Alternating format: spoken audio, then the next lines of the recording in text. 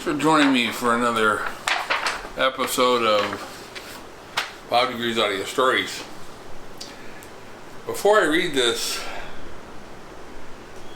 story, there's a story before the story. When I was a little kid, probably couldn't be much more than 3 years old-ish, in the backyard of our house, if you cross a little barbed wire fence, there was raspberries by the boatload, and we had permission to go back there as a family and pick all we wanted. So one Saturday, my mom took me and my sister Sherry and maybe my brother Mike, and we were going bear picking. So we got all the berries that we could get,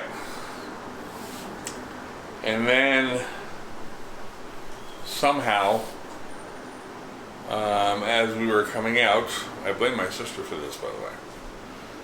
As we were coming out, my sister didn't hold the barbed wire fence down long enough, caught my shoe, and I fell face first into a bee's nest. There were bees everywhere. I can't tell you how many times I got stung that day. Matter of fact, when I thought they were all done stinging me, 3 or 4 had made it up inside my shirt and stung me, or however you want to word that. So from that point on, I didn't like bees. Even though I was the one that invaded their space, thanks to my sister. So this is a story about bees. It's called The Queen. And it goes out to one of my loyal listeners up in the St. Albans area who just had a birthday yesterday. This one's for you, Bob. I'm Brenda, the queen bee of my colony. Lately, we have been drifting around among the clover fields, a place I find utterly intoxicating. Though we have visited many hives over the years, I still long to find a permanent home for my family. A place tended by someone with warmth and kindness in their soul. Someone who cares about the bees first and the honey second. One sunny day, the wind carried me gently above the clover blossoms. I spotted a young man speaking softly to a bee as it pollinated a beautiful red flower. He seemed genuinely appreciate the work we do to make the world a better place. There was no fear in him. Instead, he appeared captivated by the simple moment shared between the flower and the bee, encouraging it with a quiet sense of wonder and affection. You see, we bees often get a bad rap. The word most often associated with bee is sting, a word that brings thoughts of pain and fear. But we are so much more than the defenses we use to protect ourselves. We are caretakers, pollinators, and partners in the delicate balance of nature. Maybe this young man is just the keeper I have been looking for. The next day this young man came to visit. I would make myself available to him, and perhaps we could do nature's dance, resulting in him inviting me to be the queen of his hive.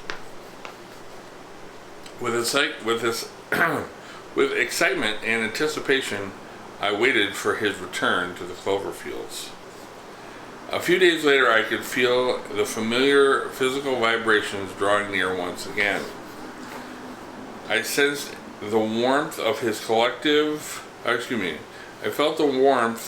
sensed the warmth of his connective touch and the sweet nectar of the clover that had brought us together. When he noticed me, I made the most of the moment, patiently allowing him to choose me as his partner to bring back to his hive. As I followed him home, I felt a growing sense that this could be the place to belong, close to the clover fields where we had met, and where we could both thrive, care for one another, and share the rewards of our labor. His name is Bob. Fellow bees seemed to flock to him, understanding that the energy he possessed was most importantly exuded was one of positivity and love, two things that all living things in nature need to thrive. He let me pick the hive that was best for me, and my beloved family followed me into our new home close to the clover. What an idyllic place for us. It was not lost on me how lucky we were. This is our dream home. It didn't take long to get settled and start building a future and produce some of the best clover honey for our sweet partner, whom we affectionately called Bob the Beekeeper. He talked to us every day, and we became so comfortable with him that he no longer needed a strange outfit when he came to scrape our combs. He had no fear of us, and the feeling was mutual. Sometimes dreams do come true, and this felt to us like a heavenly situation that we had all longed for but never imagined that it would ever happen. Our relationship flourished, and together, our special honey was recognized as the best in the state. Blue ribbons all around. Great things can happen when you find the right partner and build a bond of trust, allowing your partner to be all they can be without ever taking them for granted. The sun now sets over the clover blossoms, and I feel refreshed, appreciated, and loved as a queen. I know this will not last forever, but I will take as good as it gets for as long as it lasts. I think that's pretty sweet.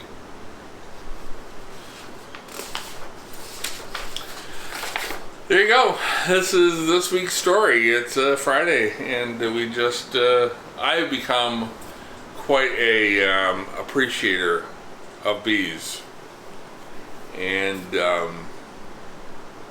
I'm no longer afraid of them. I feel like they, like the story says, have a very important role in nature. Couldn't live without them. We wouldn't have the beautiful flowers that we have, or the fresh apples that we get. They're just amazing part of our existence. Anyways, Bob, the guy who I referenced before the story, is not only a loyal follower of this channel, but he's also been a good friend and customer for many years. And every time I go to his house, he and his wife insist that I take home 2 bottles of their clover honey. And indeed, it is the best. Anyways, it's Friday, and I'm not sure how crazy this weekend's going to be, but, some cool information. Monday, the 8th, between 9 and 11, tune into WDEV. That's 96.1 on your FM dial if you're in Vermont. If you're not in Vermont, you can go to WDEVradio.com and listen live, or listen to the podcast after. They're going to be interviewing me about the Planted Seed, the Book of Hope. I'm so excited to do this, being interviewed by an incredible interviewer, Brad Ferlin, and feel very fortunate to have this opportunity. Anyways, it's Friday, and I don't know what's gonna go. Anyways, I love you, and God bless.